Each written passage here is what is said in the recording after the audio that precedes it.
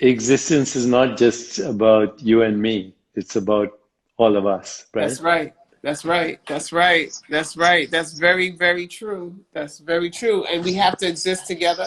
We have to show up for each other, as we know we are interconnected. And so, um, your book, Seven Spiritual Laws of Success, was definitely one of the motivations for us, for me, to really look at I could let go.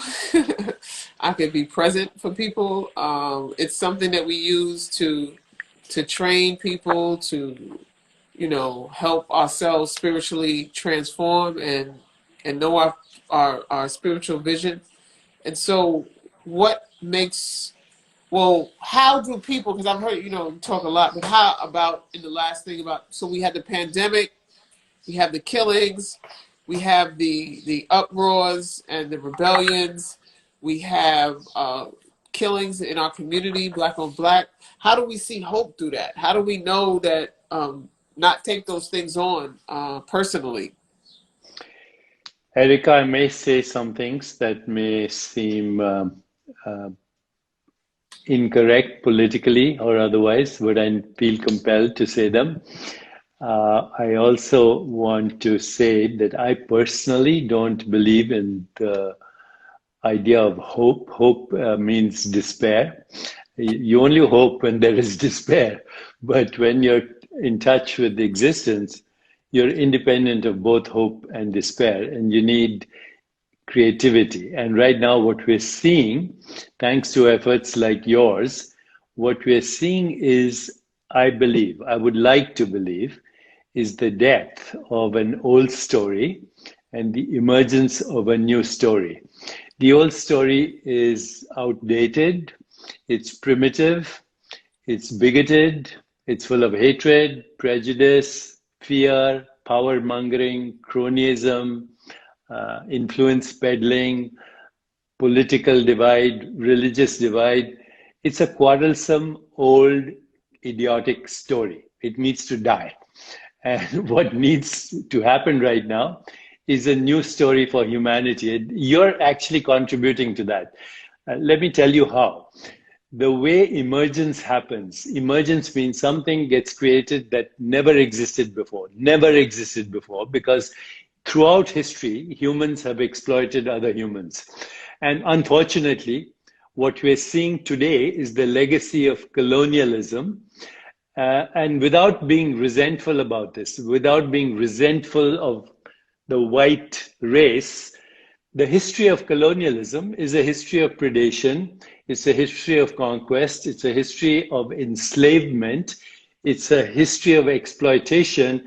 It's a history of murder. It's a history of rape. It's a history of slavery.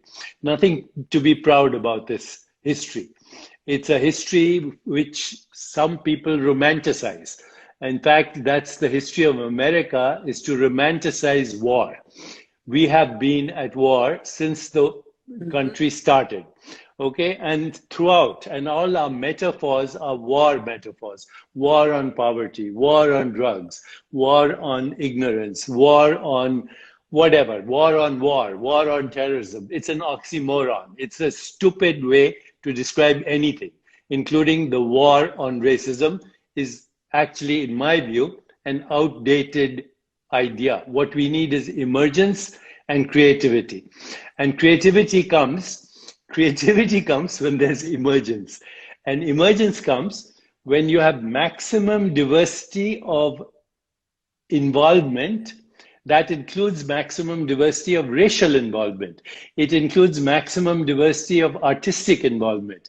It involves maximum diversity of poets, of humanitarians, of scientists, of technologists, of ecologists, and of all the new technologies we have right now.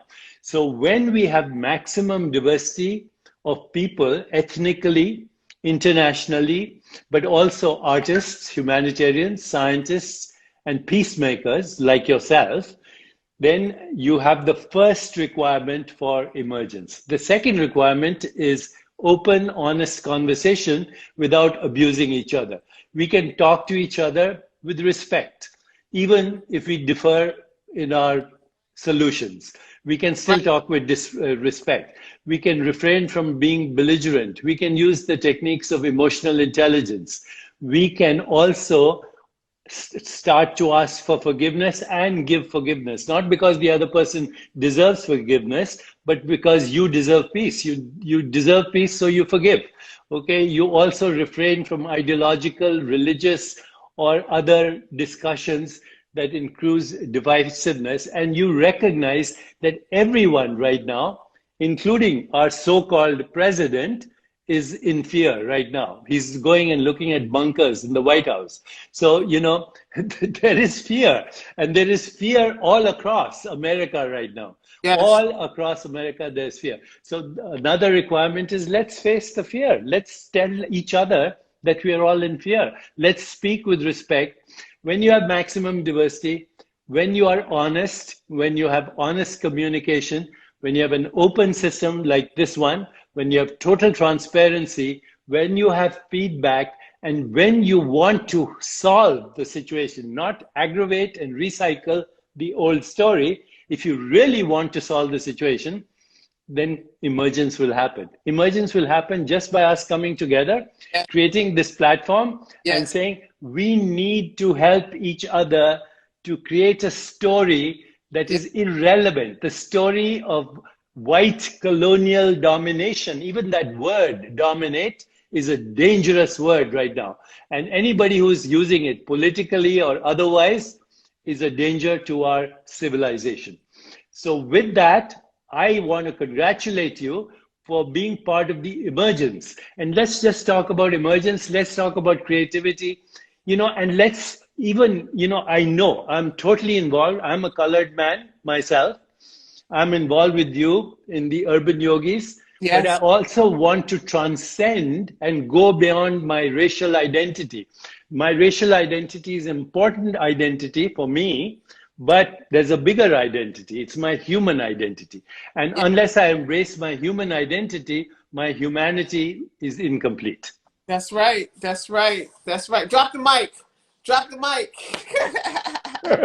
That's So all we need is poetry, music, dance, and celebration of existence without attacking the enemy. The enemy will disappear.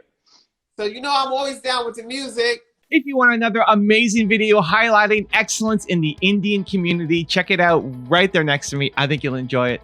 Continue to believe, and I'll see you there.